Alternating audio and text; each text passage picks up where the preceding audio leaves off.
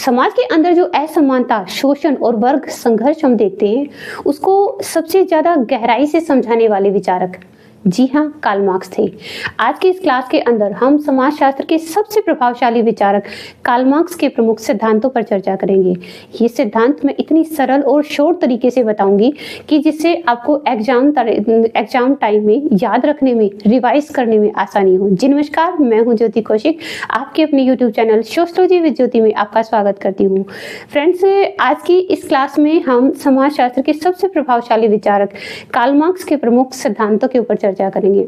उनका मानना था कि समाज की जो असली कहानी है वो वर्ग संघर्ष की कहानी है और समाज के अंदर जितने भी बदलाव होते हैं उनके पीछे कहीं ना कहीं आर्थिक संरचना और वर्गों के बीच में संघर्ष होता है।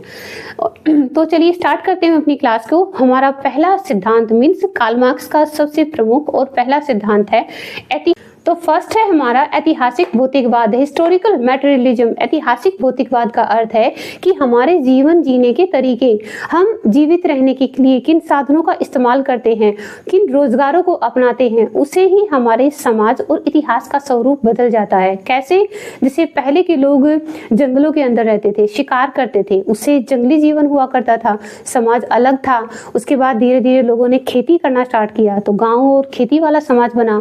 उसके बाद धीरे धीरे नए नए उद्योग धंधे आए, मशीनीकरण स्टार्ट हुआ तो हमारा औद्योगिक समाज बना। मीन्स कहने का तात्पर्य ये है कि हम जीवन जीने के लिए जिन तरीकों को, जिन साधनों को, जिन रोजगारों को अपनाते हैं उससे ही समाज और इतिहास बदल जाता है।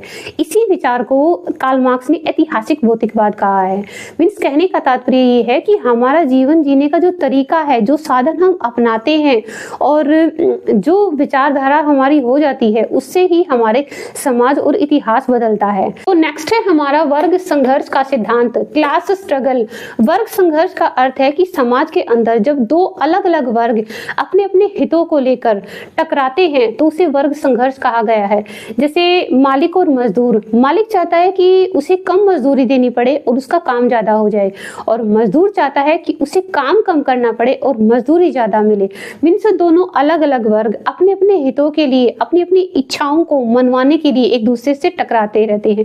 मीन्स कहने का तात्पर्य ये है कि जब समाज के अंदर अलग अलग, जैसे अमीर गरीब भी हो सकता है, मालिक मजदूर भी हो सकता है, दो अलग अलग और भी वर्ग हो सकते हैं, तो उन दोनों वर्गों के बीच में जब अपने अपने अधिकारों, अपने हितों के लिए को मनवाने के लिए जब आपस में टकराते हैं तो उसे ही वर्ग संघर्ष का सिद्धांत कहा गया है। तो नेक्स्ट है हमारा अतिरिक्त मूल्य का सिद्धांत, सरप्लस वैल्यू। अतिरिक्त मूल्य का सिद्धांत का अर्थ है जब किसी को उसकी मजदूरी से ज्यादा वेतन मिलता है। मीन्स एक फैक्ट्री के अंदर एक मजदूर 8 से 12 घंटे तक काम करता है लेकिन उसको मजदूरी कुछ ही % मिलती है, लेकिन मालिक के मुकाबले उसको मजदूरी है वो कुछ % मिलती है। अगर उनके टोटल मुनाफे को देखा जाए तो अगर 4 भाग किए जाए मुनाफे के तो 1 भाग मजदूर के पास जाता है और 3 भाग मालिक के पास रहते हैं। इसे ही अतिरिक्त मूल्य का सिद्धांत कहा जाता है। जब किसी को उसकी मजदूरी से ज्यादा बहुत वेतन मिलता है, मीन्स अगर मुनाफे के अंदर देखा जाए तो ज्यादा भाग मालिक के पास रहता है और कुछ % ही मजदूर के पास जाता है, तो जब मूल्यों के अंदर अंतर आता है उसको ही अतिरिक्त मूल्य का सिद्धांत कहा गया है। हमारा अलगाव का सिद्धांत, एलिनेशन।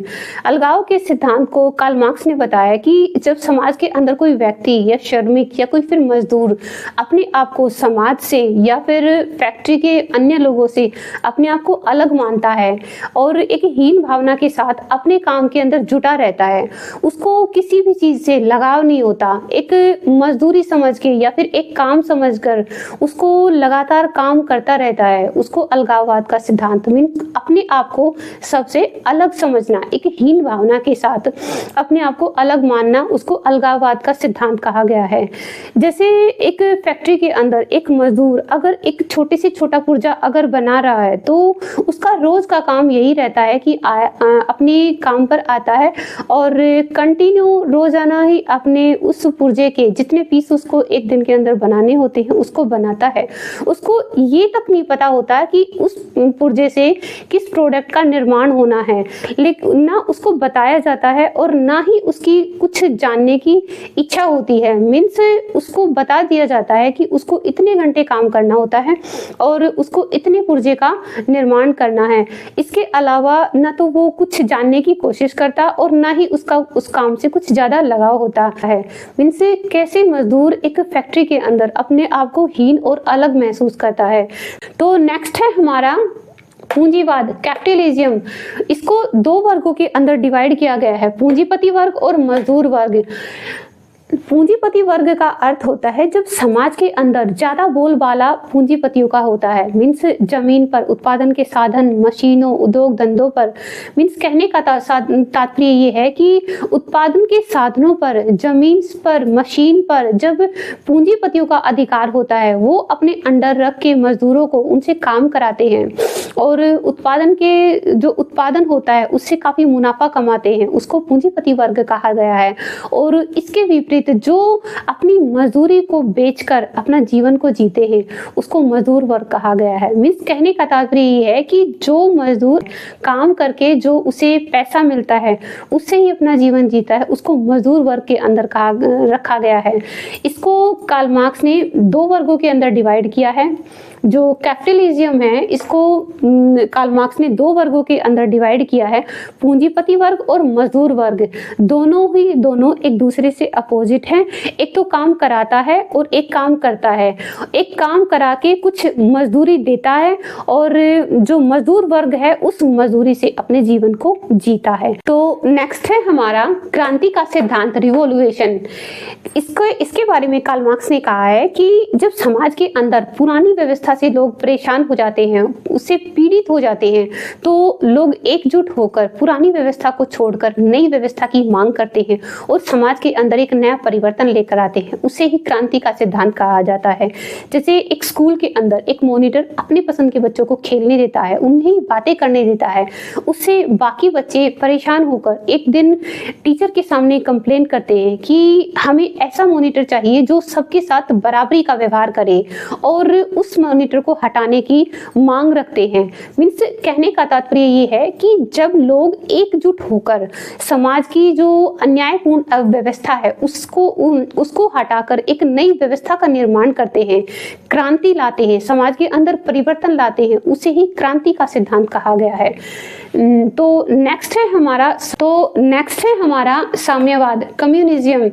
तो कार्ल मार्क्स का कहना था कि एक समाज ऐसा भी आएगा जब साम्यवाद होगा।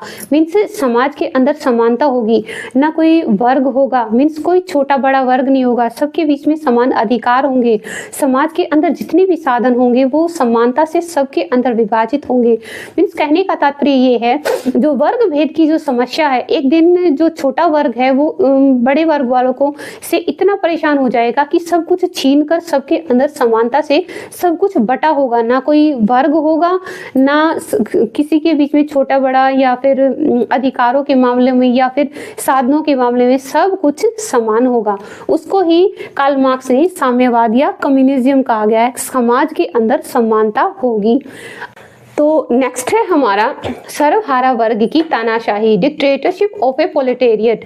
सर्वहारा वर्ग की तानाशाही, इस थ्योरी के अंदर कार्ल मार्क्स ने बताया है कि जब समाज के अंदर मेहनत करने वाले और गरीब लोगों का शासन होता है, मीन्स जब समाज के अंदर कुछ ताकतवर लोग गरीब और मजदूर लोगों के ऊपर जबरदस्ती करते हैं, उनसे जबरन चीजें छीनने की कोशिश करते हैं, तब एक परिस्थिति ऐसी भी आती है जब गरीब और मजदूर लोग एकजुट होकर ये ठानते हैं कि आज से समाज के नियम हम खुद बनाएंगे और जिससे कोई किसी के साथ जबरदस्ती ना कर सके और सबको बराबरी का मौका मिल सके। तो कहने का तात्पर्य ये है कि जब गरीब और मजदूर लोग एकजुट होकर समाज के नियम खुद बनाते हैं और व्यवस्था को संभालते हैं, उसको ही सरल भाषा के अंदर सर्वहारा वर्ग की तानाशाही कहा जाता है। मीन्स जब मेहनत करने वाले और गरीब लोग समाज के नियमों को बनाते हैं और सबको बराबरी का मौका दिलाने की कोशिश करते हैं, उसको ही सरल भाषा के अंदर सर्वहारा वर्ग की तानाशाही कहा जाता है। ये थ्योरी कार्ल मार्क्स ने दी थी। अधोसंरचना और अधिसंरचना, अधोसंरचना और अधिसंरचना के अंदर कार्ल मार्क्स ने बताया है कि अर्थव्यवस्था से संबंधित जितनी भी चीजें आती हैं, जिनको हम अपनी आंखों से देख सकते हैं, जिनको छू सकते हैं, जो भौतिक चीजें, वो सारी चीजें अधोसंरचना के अंदर आती हैं। जैसे स्कूल, कॉलेजेस, फैक्ट्रियां या फिर कंपनियों के अंदर जितना भी फर्नीचर आता है, या मजदूरों की सैलरी होती है, बच्चों की फीस होती है, वर्कर की सैलरी होती है, उन सभी को अधोसंरचना के अंदर रखा जाता है। लेकिन अधिसंरचना वो चीजें होती हैं जो उनके ये अधोसंरचना है वो एक नींव का काम करती है, और उसके ऊपर जो इमारत बनती है, मीन्स जो स्कूल, कॉलेजेस, फैक्ट्रियां या कंपनियां, उनके अंदर जो व्यवस्था होती है, जो नियम और कानून होते हैं उनको चलाने के लिए, वो सभी चीजें अधिसंरचना के अंदर आती है। मीन्स कहने का तात्पर्य ये है कि नींव पैसे से रखी जाती है और उसके ऊपर जो इमारत बनती है, जो व्यवस्था बनती है, वो अधोसंरचना के अंदर रखी जाती है। तो ये थी हमारी कार्ल मार्क्स के महत्वपूर्ण सिद्धांतों के बारे में एक महत्वपूर्ण सी क्लास। अगर वीडियो पसंद आई हो तो प्लीज लाइक करें, शेयर करें, सब्सक्राइब करें, अपना फीडबैक जरूर दें। Thank you so much.